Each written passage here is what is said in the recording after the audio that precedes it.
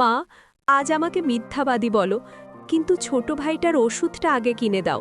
চুরি করিনি স্যার, আমি শুধু ক্ষুধার চেয়ে লজ্জা দিয়ে একটু পরে রেখেছি। বৃষ্টি ভেজা সন্ধ্যায় ফার্মেসির সামনে কাঁপতে কাঁপতে দাঁড়িয়েছিল নবম শ্রেণীর সায়েম।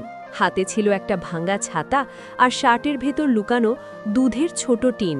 দোকানদার তাকে ধরে চিৎকার করে বলল, চোর, এত ছোট বয়সে হাত সাফাই? চারপাশের লোকজন ভিড় করল, কেউ গালি দিল, কেউ মোবাইলে ভিডিও করতে লাগল। সাইম শুধু একটাই কথা বলছিল, ভাইটা সকাল থেকে কিছু খায়নি। দোকানদার পুলিশে দেওয়ার হুমকি দিতেই সাইমের মা দৌড়ে এসে ছেলেকে জড়িয়ে ধরলেন। চোখের জল মুছতে মুছতে তিনি নিজের ব্যাগ উল্টে দিলেন, কিন্তু বের হলো মাত্র 23 টাকা আর একটি হাসপাতালের কাগজ। তখনই ভিড়ের পেছন থেকে এক রিকশা চালক সামনে এসে থমকে গেল। কাগজটা হাতে নিয়ে সে ফিসফিস করে বলল, এই বাচ্চাটার ভাই তো গতকাল আমার রিকশাতেই হাসপাতালে গিয়েছিল।